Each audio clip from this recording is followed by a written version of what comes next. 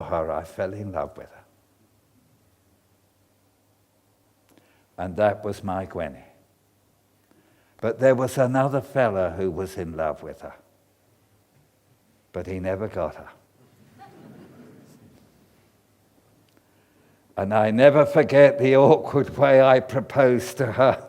I've never mentioned this before. I never intended to say this. But I explained to her the Lord's words to Peter, lovest thou me more than these? And I was working on Mr. Vine's Greek dictionary, and I explained to her the meaning of the word, and I said, look, Gwen, do you love me like that? Well, that was a bad proposal, but she said she loved me. Now, I was brought up with 5 brothers, and we were real brothers, and it was almost, we used to say, if I may use my Cockney parlance, sissy to have a girl when you were 17. And therefore I was an awkward person. But in a lovely way, God joined us together. In a beautiful way. And it was lovely to open the home and then the caravan to the people of God. And may I say this to all God's people.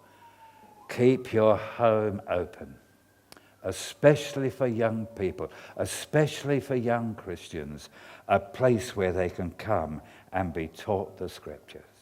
And then lastly, there must be a spiritual link. Now, would you mind, I'm not blowing my top. That's not the way to minister the Word of God. Perhaps I've been a little wrong in the times of the past in shouting at the Lord's people, but you do nothing by speaking like that. Everything we say must be in love. But when I first went into the Lord's work, nearly every Christian had a family altar. And there was a time when husband and wife, sometimes around the breakfast table, sometimes around the supper table, would read the Scriptures together and then read the prayer notes for the missionaries. And it was lovely. But then the old television came in. And I noticed that the family altars were going. And now only a few families have a family altar. Beloved, you will never know the beauty of marriage until you have a family altar. There is nothing more precious than having a special time in your life when husband and wife open the Scriptures and you read together.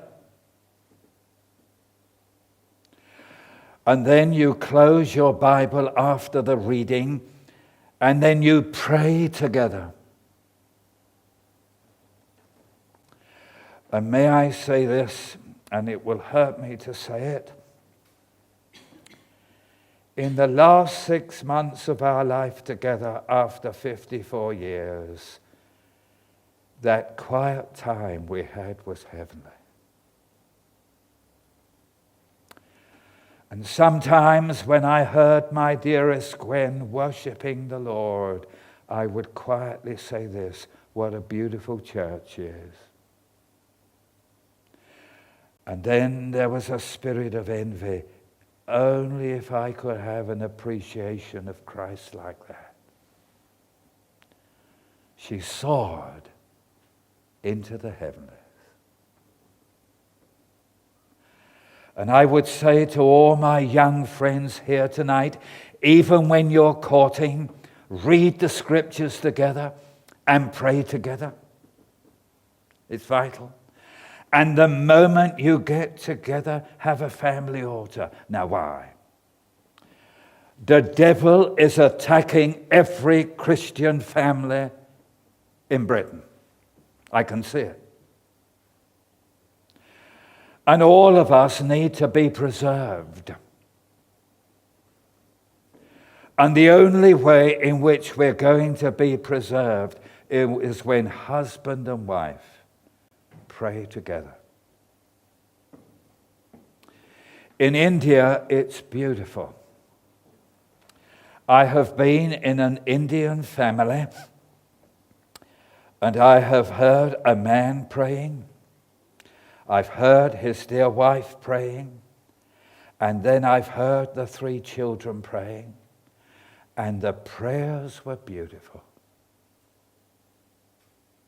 Beautiful. And then when we read the scriptures together, even the children would comment. What a family altar. No wonder God was binding them together. And therefore I want to ask a question, kindly and lovingly. Have you got a family altar in your home?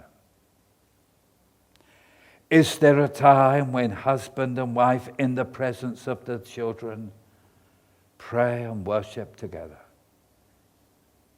If you haven't, you're in danger. Terrible danger.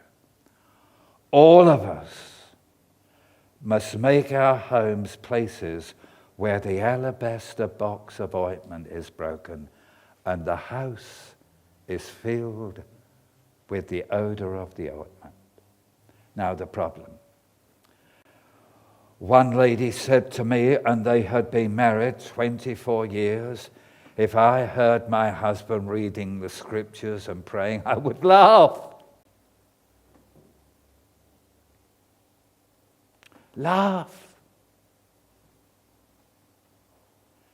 25 years they had gone through their life without a family altar.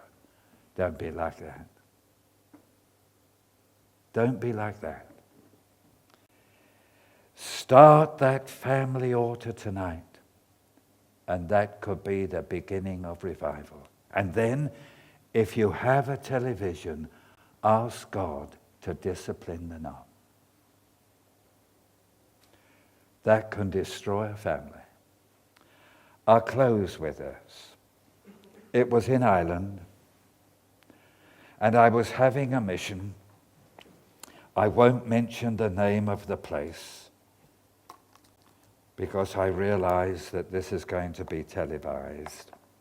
But it wasn't far from here. And during the day we were having house meetings, and my wife and I would go in, and people would invite their neighbors in for a cup of coffee, and then just for 10 or 15 minutes I would open up the scriptures, and God was blessing mightily in these meetings, in the mornings and in the afternoon. I went into one house, and the brother and sister had 2 little children, and someone was looking after the 2 children, and he was at work. And therefore she went into the kitchen in order to prepare the coffee, and there were 14 people in the lounge. And they were all talking about this family. And this is what they were saying.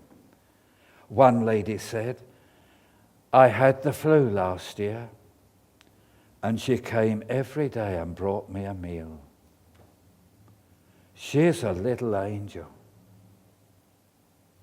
Another lady said, my Ben was ill, and he cut the grass for 6 weeks, her husband. He's a lovely man. Another lady said, you know, she gets into her little car and she'll take me anywhere. And then I realized that these 2 people were not gifted in public speech. They weren't even intellectuals, but quietly they were witnessing for Christ. And there were 14 people in the home. I opened the scriptures and just propounded the gospel, and then after the message we felt God had spoken in power. The neighbor said, can we come again? So I said to the young mother, can we come again? I'll be delighted to